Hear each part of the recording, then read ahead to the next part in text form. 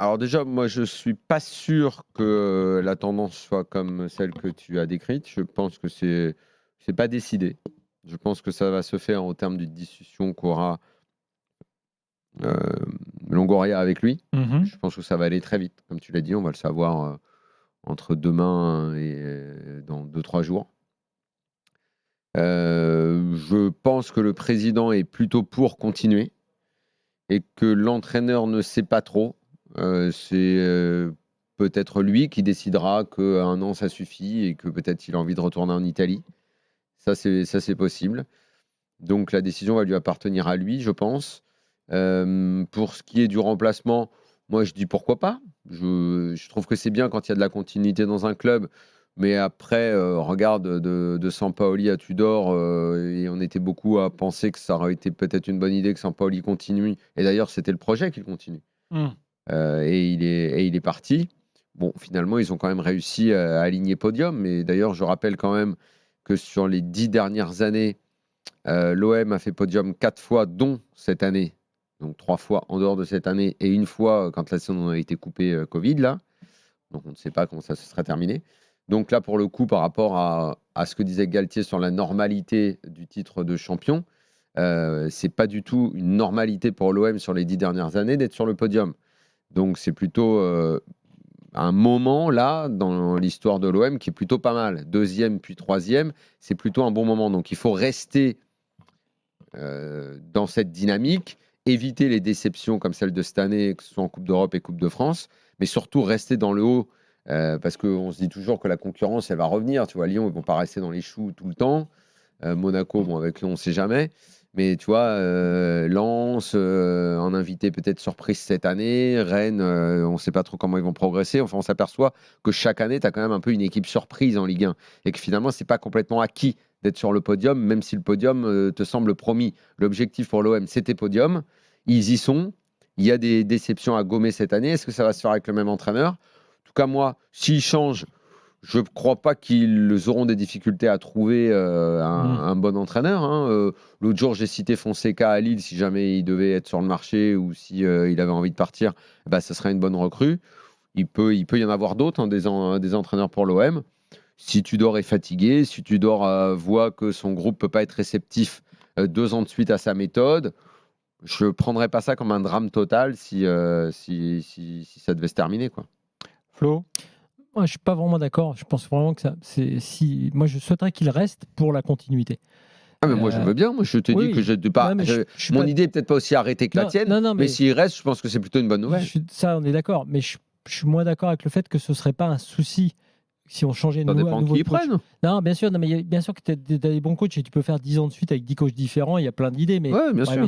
mais c'est pas l'histoire d'un club qui se construit. Et ce qu'on souhaite parler du projet qu'il y avait déjà avec Sampaoli, là on pensait quand même que Tudor, ça allait être potentiellement dans des styles un projet différents, ils ont eu des coachs plutôt pas mal, que ce soit mais ça oui. Villas-Boas, on pouvait ne pas aimer le style, bien. mais c'était quand même un vrai coach. Ils ont enchaîné avec Sampaoli, qui est un autre vrai coach à caractère, qui dégage un truc, et Tudor, encore un vrai coach. Mais c'est pas ça la question. Voilà. La question pour moi, c'est quand même que quand tu as un gros club français, tu vois, la différence finalement, tiens, on parlait de Toulouse ou de clubs comme ça qui ont peu de chances d'aller gagner un titre, et notamment en Ligue 1. Bah là, tu peux aller sur qualité de jeu, peut-être même un système nouveau comme la data. Tu peux effectivement peut-être changer de coach en te disant on va reconstruire une équipe parce que de toute façon, nous, l'objectif, c'est d'être, de nous maintenir et d'offrir un beau spectacle et éventuellement de prendre une coupe, un truc comme ça. C'est pas pareil quand tu es l'OM, Lyon, Monaco ou a fortiori le PSG. Là, tu dois te dire qu'est-ce qu'on construit, comment on le fait et au moins du moyen terme. Je veux bien qu'il n'y ait plus de long terme en football. Et là, en faisant ça, tu acceptes que tu es ce genre d'équipe où tu rebats les cartes tous les ans. C'est en ce sens. J'ai eu des débats un peu enfiévrés depuis hier soir avec les supporters de l'OM sur Twitter. C'est pas du tout que je m'en prends à Longoria. Moi, j'adore ce que fait Longoria et son discours. Mais comme il nous a vendu, comme l'a dit Daniel déjà, un projet. Un projet, c'est une forme, un style de jeu. Déjà, entre Sampaoli et Tudor, c'est pas le même style de jeu. Alors, ça marche en termes de résultats sur le palmarès. Podium, très bien.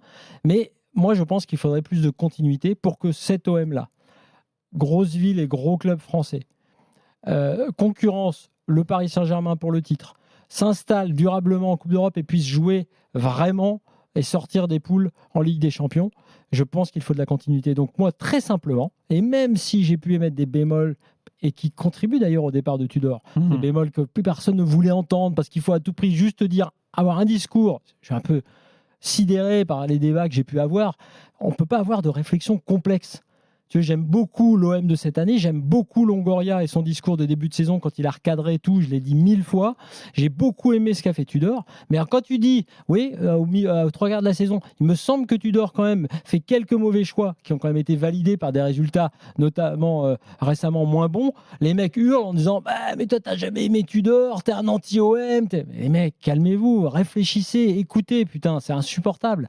Donc je dis juste qu'au contraire, Tudor, avec un management peut-être un peu différent, avec l'aide de son président qui l'aiderait justement à avoir un peu mieux son vestiaire, avec une meilleure utilisation de son banc, peut-être aussi avec un recrutement plus adéquat et un peu plus de chance parce qu'il y a eu des blessés qui ont été malvenus, je pense à Unai. Eh ben, moi j'aurais souhaité, je préférerais pour l'OM, pour la stabilité, pour le fameux projet, que Tudor reste. Je pense que ce serait vraiment, alors un coup d'arrêt, j'espère que non, mais c'est compliqué de reconstruire et de repartir. Je trouve remarquable justement ce qu'a fait Tudor, étant donné le projet de jeu qu'avec Sampaoli, l'urgence dans laquelle il est arrivé, Absolument. et la pression à laquelle il a résisté au mois d'août. Tu fais bien d'insister sur l'urgence quand il arrive. J'ai vécu ça, on faisait les afters à ce moment-là. On ne donnait pas cher de sa peau. Il pouvait se faire dégager au bout de 2 matchs. On oublie vite, on remet pas dans le contexte. Moi, je souhaite, tu vois, ça va à l'encontre de ce que les gens ont cru que j'ai pu dire sur Tudor. Je souhaite qu'il reste. Je souhaite de la stabilité. Ça n'empêche que je pense quand même qu'il a fait quelques erreurs. Je pense que c'est un coach qui est ultra rigide, y compris dans le fait, par exemple, qu'il n'est pas prononcé. J'ai entendu ça, je ne sais plus dans quelle émission sur RMC aujourd'hui. Je trouvais ça tout à fait juste. Tu vois, il n'a pas dit une fois non plus, dans son côté très froid. C'est vrai qu'ici c'est exceptionnel et c'est vrai que j'ai envie de. C'est vrai. Il a eu une en avril. Si, il a dit ça. Alors, il n'a pas dit comme ça. Il a dit que c'était la première fois qu'il se sentait aussi en phase avec un club. Mais est-ce qu'il a parlé de l'avenir? En fait, il parlait de Longoria en creux, quoi, en disant qu'il se sentait bien, qu'il était est-ce qu'il a parlé de l'avenir? Est-ce qu'il a dit? Non, mais attends juste. Est-ce qu'il a dit? T'as envie, tu parles du PSG. T'as envie que les joueurs disent, comme Messi, c'était évidemment pas le cas. Écoutez, c'est pas le club de ma vie, mais c'est un club exceptionnel dans lequel je compte m'inscrire pendant 3 dernières années. T'as envie d'un discours. Tu l'entends ça parfois. D'ailleurs, des discours qu'on a entendus avec Fofana quand il est resté à Lens, etc. C'est un bon sujet qu'on a traité avec les traîtres, avec ceux qui veulent rester dans la revue de l'After. Et ben là, Tudor, il a été très bien dans plein de domaines, très franc, mais à aucun moment il a dit par exemple, bah écoutez, je l'ai jamais dit ou rarement dit dans ma carrière, peut-être à Duke Split, mais ici je serais capable de rester 5 ans, c'est exceptionnel. Comme Guéret a eu des discours incroyables sur l'OM, en fait, comme les autres ont eu des discours. Quelque part, si tu me permets si je comprends bien ce que tu veux dire, c'est on n'est pas obligé d'être rigide pour être bon, pour imposer une discipline et de la rigueur dans un club. Et tout simplement, si la boutique du coin, il pouvait trouver un sourire et le mettre sur son visage avec un petit peu d'affect, un peu de passion, parce que ce club a besoin de ça, et naturellement, c'est dans son ADN. Tu as cité Guéret, je pense que c'est un peu l'exemple. Même, avec les mecs dans la rue, au supermarché, ou même Sampaoli, qui avait un caractère comme ça qui collait à l'OM. Tudor, je pense qu'il devrait se détendre un petit peu et mettre un sourire à l'OM, sans pour autant se renier sur l'exigence qu'il a chaque jour. Tudor, c'est un Juventino. La Juve, c'est pas un club qui rigole. Traditionnellement, c'est pas un club qui rigole. C'est un club sérieux et rigoureux. C'est la ville du Nord en Italie. Ça rigole moins qu'à Milan, même. C'est une ville un peu froide. Évidemment que là-bas, il y serait très bien, que ça doit être le rêve de sa vie d'ailleurs. Mais Turin, c'est pas Marseille. Ça, c'est clair et net, culturellement. Alors, peut-être qu'il a le droit de s'adapter un tout petit peu quand même à la personnalité et à la culture de la ville pour se faire complètement aimer au-delà des résultats et de ce qu'il a proposé cette année, où quand même, on va dire à 80%, 80% du temps, les supporters se sont quand même retrouvés dans cette OM cette année, au-delà des déceptions, parce qu'il y en a eu aussi quand même. Voilà, donc s'il pouvait juste... après, il ne faut pas que ce soit fake, son adaptation. Bien sûr. Parce que sinon, ça se verra. Mais juste réfléchir un petit peu, lui-même, savoir s'il a vraiment envie de rester, s'il a envie d'échanger dans l'affect avec ce club, parce que ça compte là-bas.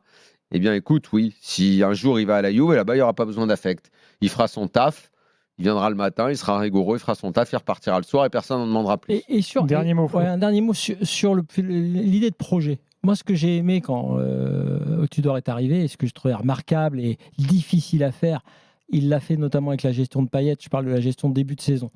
En montrant au vestiaire, en gros, qui était le patron, et en montrant aussi ce qu'il fallait faire à l'entraînement, sur le terrain, en termes de travail. Cette culture du travail, par exemple, c'est génial.